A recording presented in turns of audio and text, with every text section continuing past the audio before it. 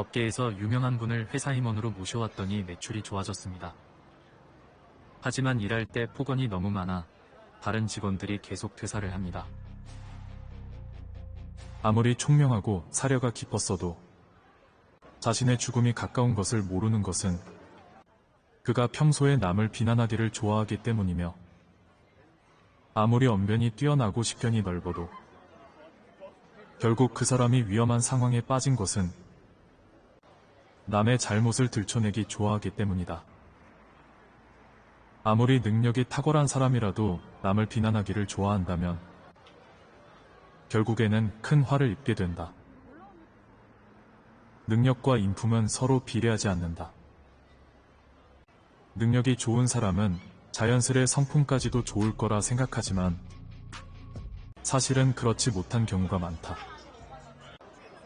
그의 능력을 위해 누군가는 뒤에서 그를 위해 희생하였을 것이고, 자신은 스스로의 능력에 기대어 많은 비판을 피할 수 있었을 것이다. 그러니 능력이 있는 자가 성품까지 좋기는 쉽지 않다. 능력이 뛰어나 처음에는 많은 사람의 관심과 명예를 얻을 수 있을지 모르나 얻은 복만큼 위험도 같이 커지게 된다. 성품이 화를 피하게 해줄 수 있는 것인데, 남의 약점과 비난을 입에 담는 것을 좋아하는 사람은 그대로 죽음과 위태로운 상황에 노출되게 된다. 평소에 걱정이 많아 작은 일에도 계획을 짭니다. 계획을 많이 짜다 보니 정작 실행할 때 힘이 빠져 일을 그르치곤 합니다.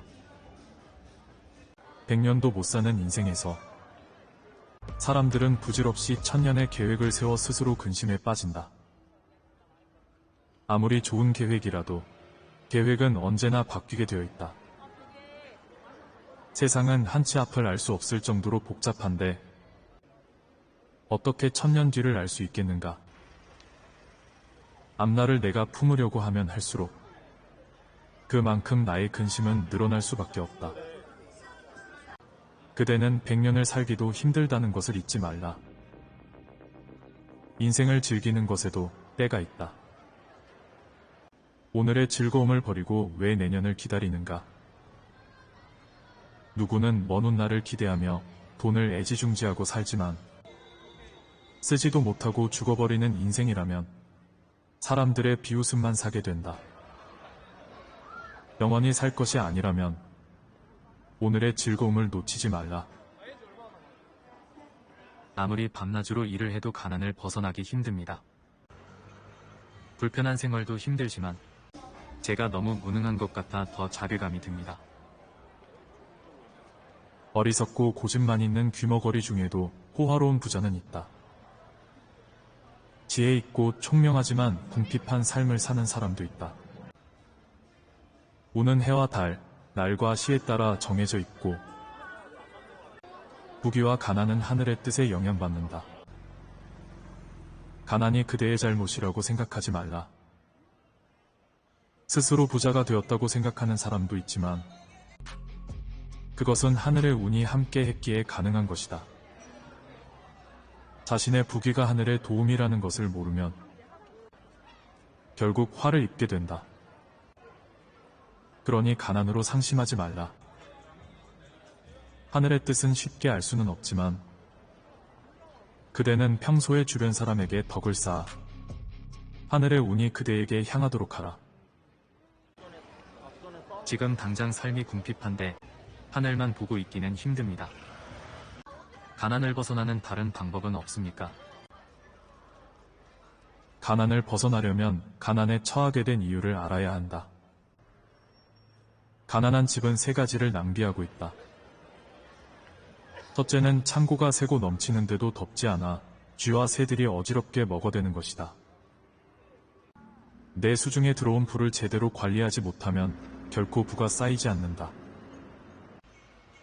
내 창고에 쥐와 새가 없는지 항상 살피고 막아야 한다. 힘써 모은 돈을 쥐에게 바쳐서는 되겠는가? 둘째는 씨 뿌리고 거두는 때를 놓치는 것이다. 때를 모르고 모으는 것에만 집중하면 얻을 것도 잃게 된다. 일을 하는 것에 있어서 때로는 멀리 떨어져 때를 읽어야 한다. 가을에 벼를 심고 봄에 추수할 수는 없는 것이다. 모든 일에는 거기에 맞는 시기가 있다. 셋째는 곡식을 버리고 흩어지게 하여 더럽히고 천하게 하는 것이다. 힘들게 모은 재물을 귀하게 생각하지 않고 쉽게 써버리는 것이다. 필요 없는 사치품이나 주색에 빠지는 일에 재물을 쓴다면 재물은 모이지 않는다. 작년에 명예퇴직을 당했지만 용기를 내서 차린 매장이 잘 되어 지금은 이전보다 더 편하게 살고 있습니다. 화와 복은 쉽게 구분하기 힘들다. 하지만 들이닥친 화는 유행으로 면할 수 없고 한 번 나가버린 복은 두 번 다시 구하지 못한다.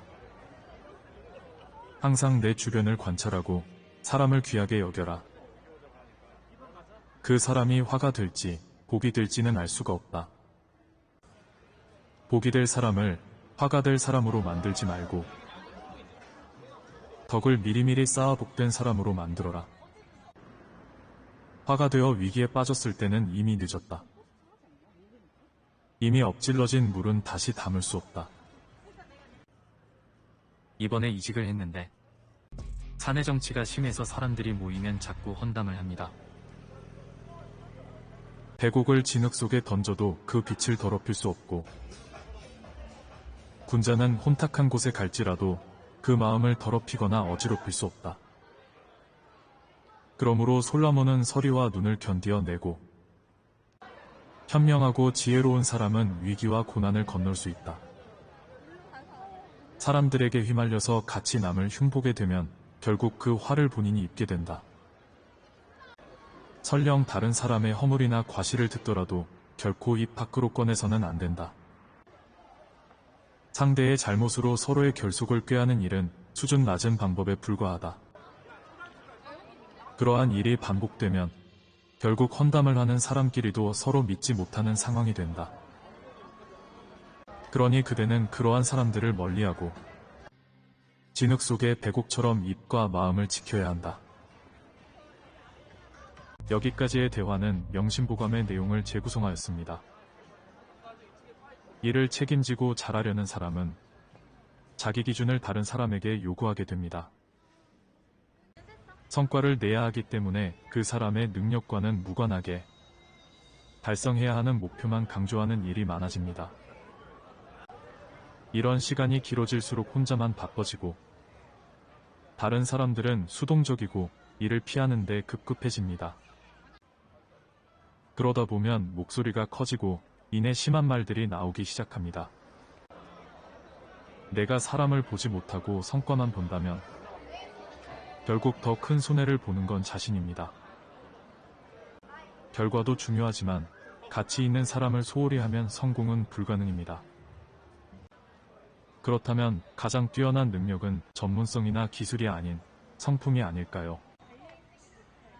명심보감의 내용이 유익하셨다면 맹자의 거짓을 간파하는 지혜를 추천드립니다.